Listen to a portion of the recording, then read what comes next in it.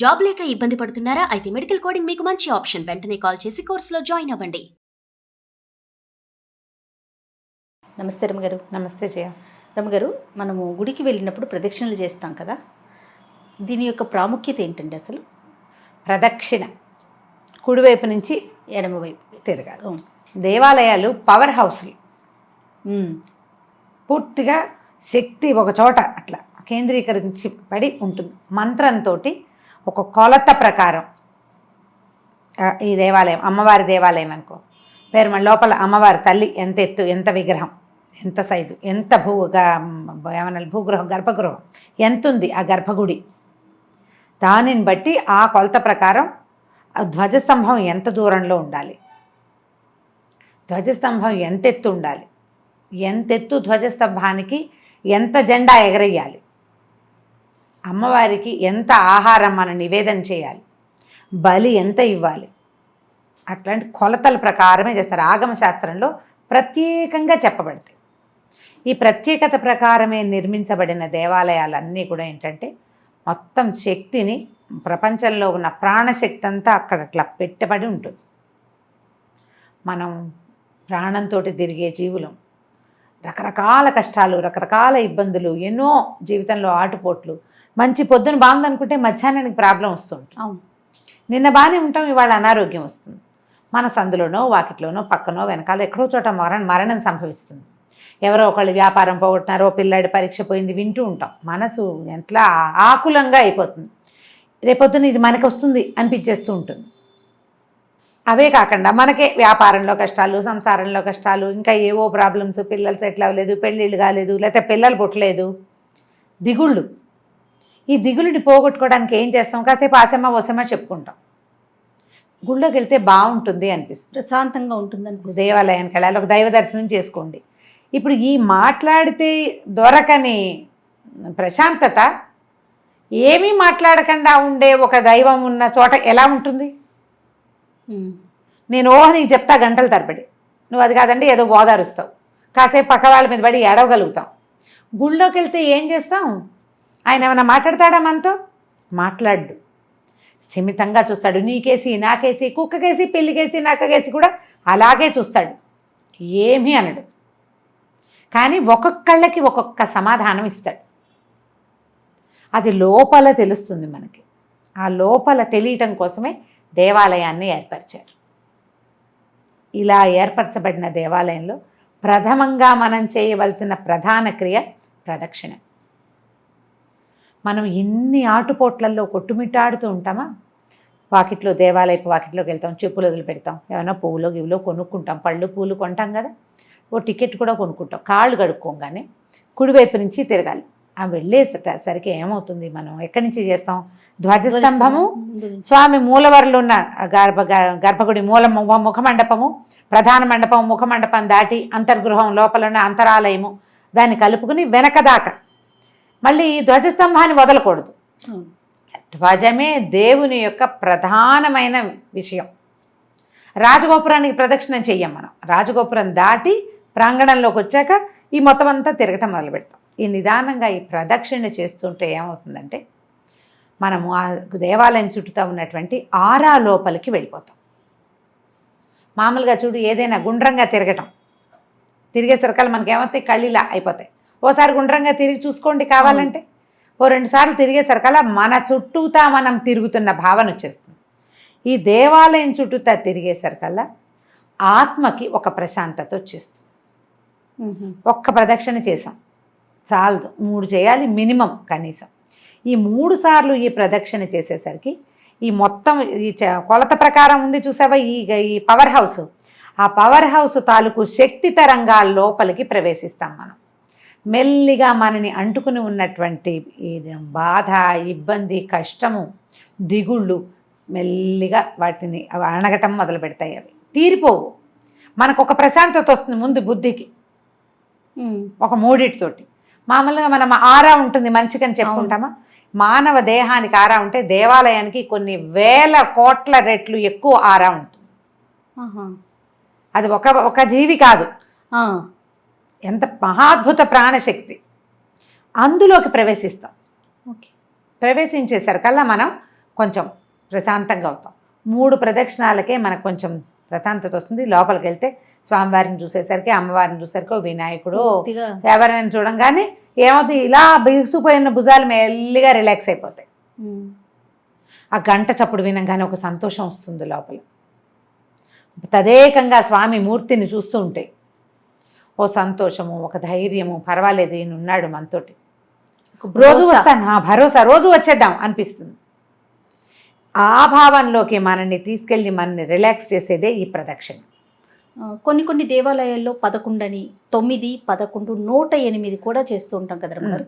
దీనికి సంబంధించి ఏమన్నా ఉందండి? నవగ్రహాలకి చుట్టూతా ప్రదక్షిణాలు లెక్క ఉంటాయి. శనికి 19, ఇంకో శుక్రుడికి 17, ఇట్లా అన్నిసార్లు తిరిగితే పూర్తిగా వాడి తాలూకు సమస్య లోపలికి నివేదించబడుతుంది, సమాధానం బయటకు వస్తుంది.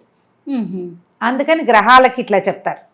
మనం ఆంజనేయ స్వామి దేవాలయంలో చూస్తాం 11 ప్రదక్షిణాలు, 21 ప్రదక్షిణాలు, తర్వాత ఏమో 41 ప్రదక్షిణలు రోజు చేయాలి. 41 రోజు మండల దీక్ష, 41 రోజుల పాటు రోజుకి 21 ప్రదక్షిణలు.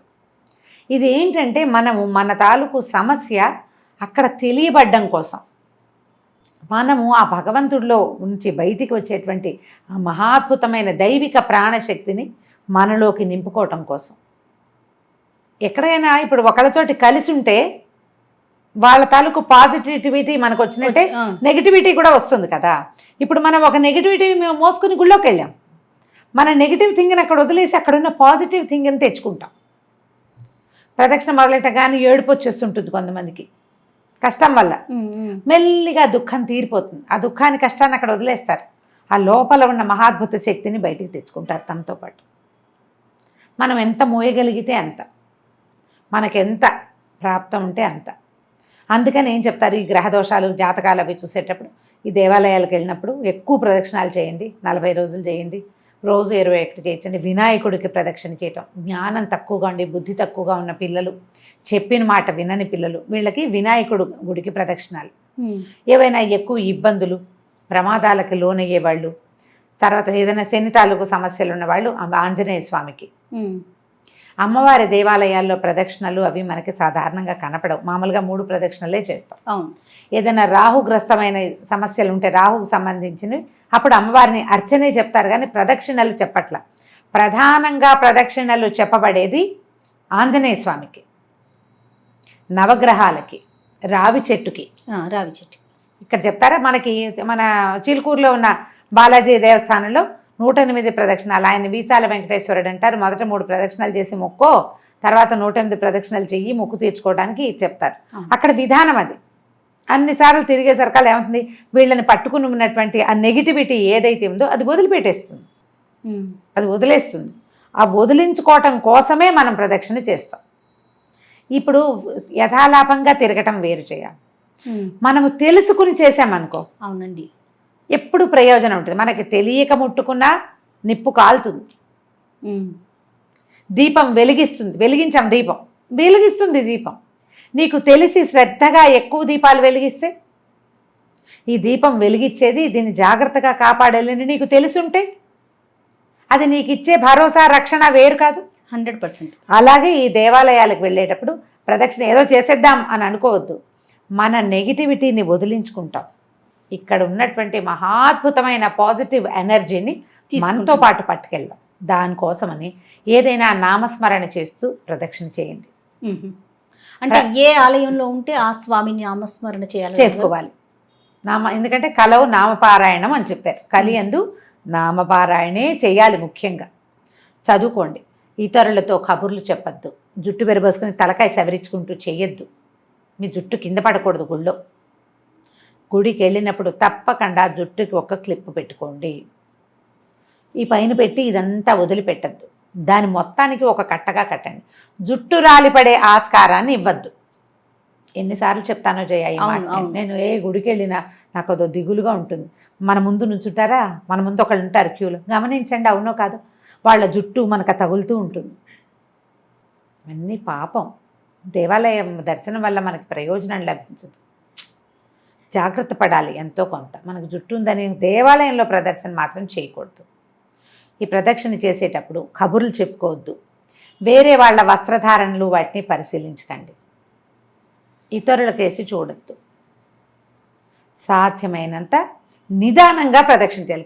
గబగబా చేస్తారు కదా, ఒక గర్భిణి నూనె పాత్ర పట్టుకుని ఎలా నడుస్తుందో అలా ప్రదక్షిణ చేయండి. మీకు సమస్య ఉంటే, మన టైం అయిపోతుందని చేసే ప్రదక్షిణ కొంత ఫలితాన్ని ఇస్తుంది, కానీ మీ పూర్తి ఫలితాన్ని మాత్రం ఇవ్వదు. అన్ని 11 చేయాలి, 21 చేయాలి, రోజు చేయాలి, టైం చాలదు, వాటిని వదిలేయండి. 3 సార్లు చేస్తాం కదా మనం వెళ్ళంగానే. అప్పుడు చక్కగా భార్య చోట భర్త చోట కాకుండా కలిసి పిల్లల్ని ఎగరటం అవి చేయకుండా శ్రీరామ్ చెప్పు అని శ్రీరామైనా చెప్పించి వాళ్ళతోటి నిదానంగా ప్రదక్షిణ చేయండి. పరుగులు పెడుతూ చేయొద్దు. నిదానంగా చేస్తే ఆ ఆర తాలూకు ఆ కిరణాల మధ్యలోంచి మనం ప్రవేశిస్తున్న భావనతోటి కనుక చేస్తే దేవాలయ దర్శనం ఫలితం పూర్తిగా లభిస్తుంది మనకి. ఎక్కడ చేసినా ఇదే పంధ, జ్ఞాపకం పెట్టుకోండి. తప్పకుండా అండి. ఇది మనకి పాజిటివ్ ఎనర్జీని ఇస్తుంది. మన ఇబ్బందిని అధిగమించేందుకు అవకాశాన్ని కానీ సహాయాన్ని కానీ మనకే ధైర్యాన్ని కానీ ఈ క్రియ ఇస్తుందంటే మరి జాగ్రత్తగా చేయొద్దు. కేర్ఫుల్గా చేస్తే ఒట్టి ప్రదక్షిణే అత్యద్భుతమైన ఫలితాన్ని ఇస్తుంది. తప్పకుండా అండి. నమస్తే రమ్య. నమస్తే జయ.